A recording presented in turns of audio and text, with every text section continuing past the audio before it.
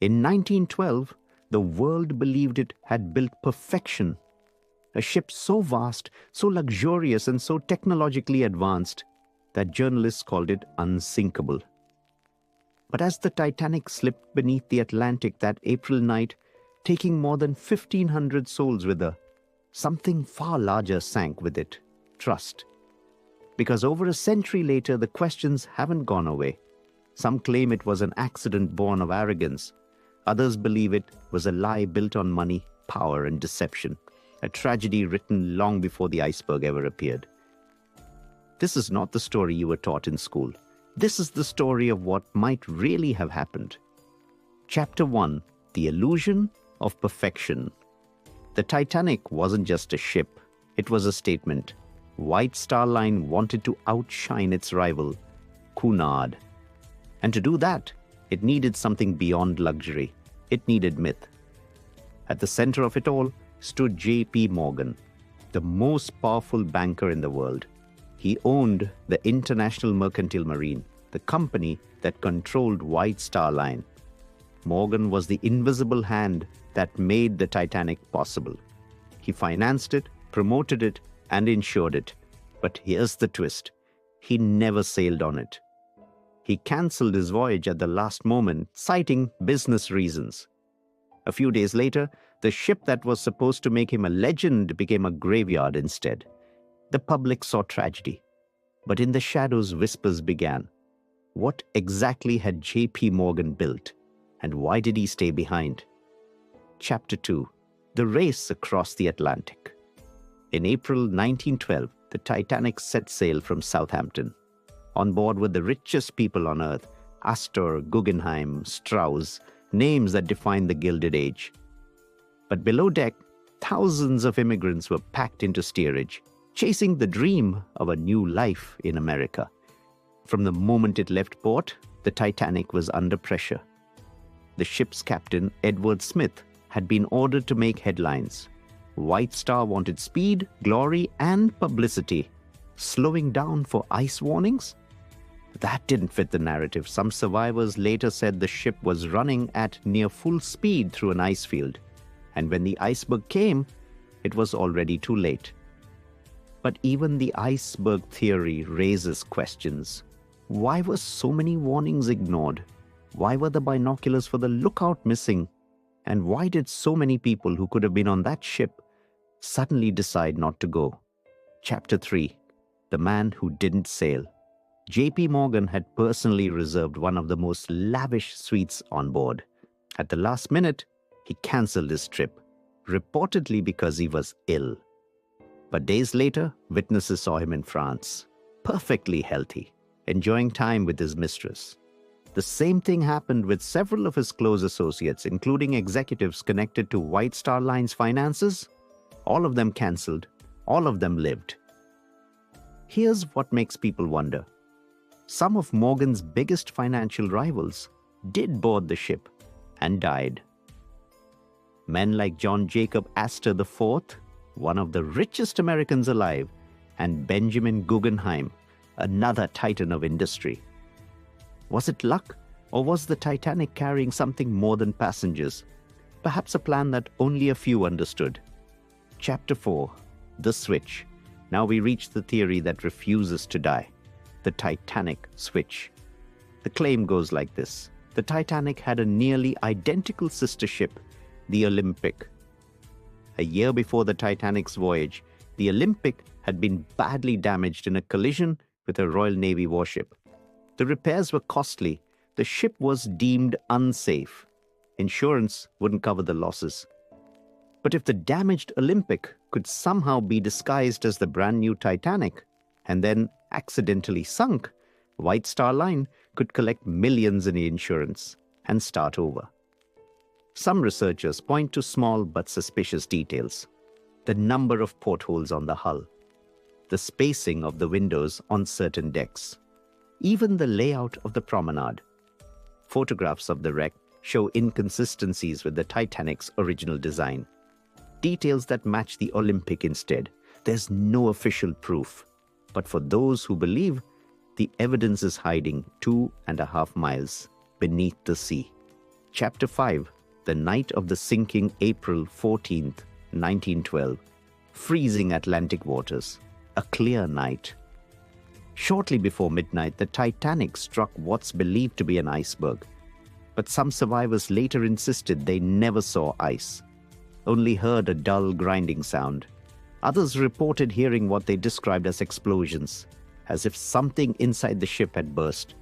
In the confusion, lifeboats were launched half empty. Third-class passengers were trapped behind locked gates. The rich were ushered to safety, the poor left behind. When the ship finally broke apart, the lights were still burning. The band kept playing, and in less than 3 hours, the world's grandest creation was gone. But questions about that night still linger. Why did nearby ships like the Californian fail to respond to the distress rockets? Why did the Titanic's wireless operators initially tell others they had the situation under control? And if the ship had been swapped, was anyone on board meant to survive at all? Chapter 6, The Aftermath. When the Carpathia arrived hours later, the survivors told stories that didn't align. Some swore they saw other ships on the horizon. Others claimed the ship broke apart differently than official reports suggested. Within weeks, 2 separate inquiries, one British, one American, were launched. Both concluded the same thing: human error, excessive speed, tragic accident. But the investigations were financed by the same network of companies linked to White Star Line, and J.P. Morgan's name barely appeared in the reports. The ship's insurers paid out millions, quietly, efficiently, without argument. And soon after, White Star Line's debts vanished. For conspiracy theorists, that was the smoking gun, the silence of power. Chapter 7, The Ghost Ship. Over the decades, the Titanic became a legend. But as time passed, evidence of a cover-up kept surfacing.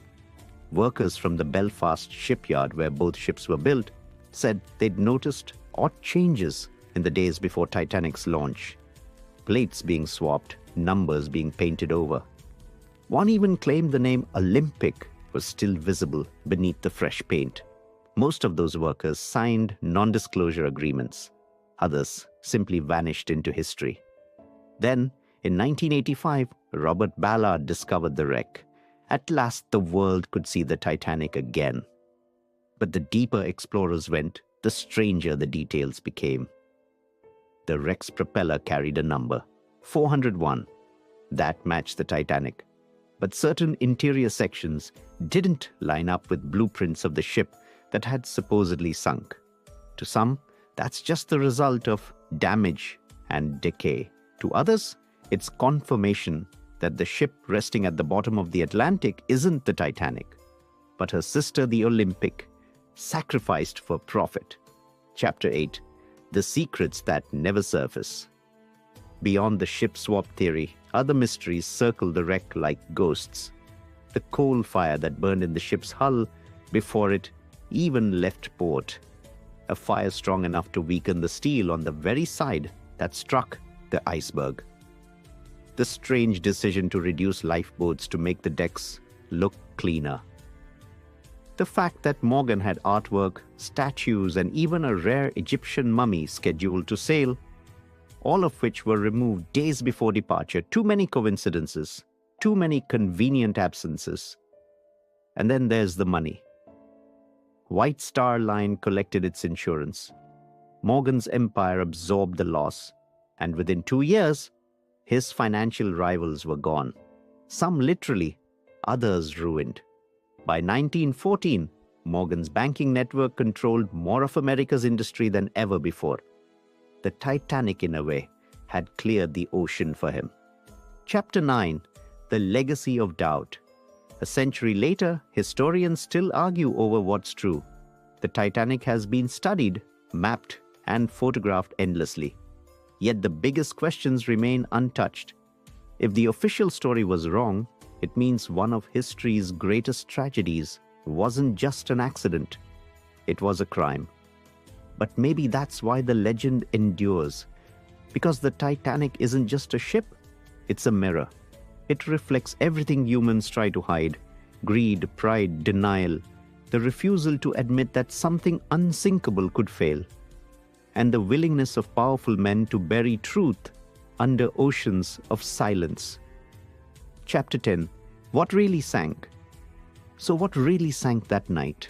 A ship called Titanic, or a plan far more complex? The wreck itself may never give up all its secrets. Every year it collapses a little more, swallowed by rust and darkness.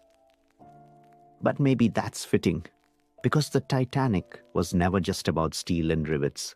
It was about illusion, about the belief that money could defy nature, that arrogance could build safety, that power could buy destiny.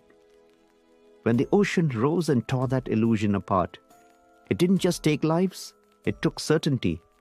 And maybe that's the real truth buried 2 miles down, that some legends don't sink because of ice. They sink because of what we choose to believe. The Titanic story still drifts through time.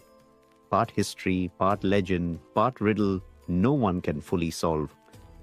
More than a century later, explorers, scientists, and theorists keep returning to the same question. What if the truth never sank at all, just the evidence? Maybe the Titanic isn't a closed chapter. Maybe it's a warning about how easily human ambition can sink beneath its own weight. If this story made you question what really happened that night, share your thoughts. Do you think it was an accident? Or do you believe something darker was hiding beneath the surface? Because sometimes history's greatest mysteries aren't lost. They're buried, waiting for someone to start asking the right questions again. Next on Headline Circus, we're diving into another historical enigma that still shapes our world today. Until then, stay curious. Question the stories you were told.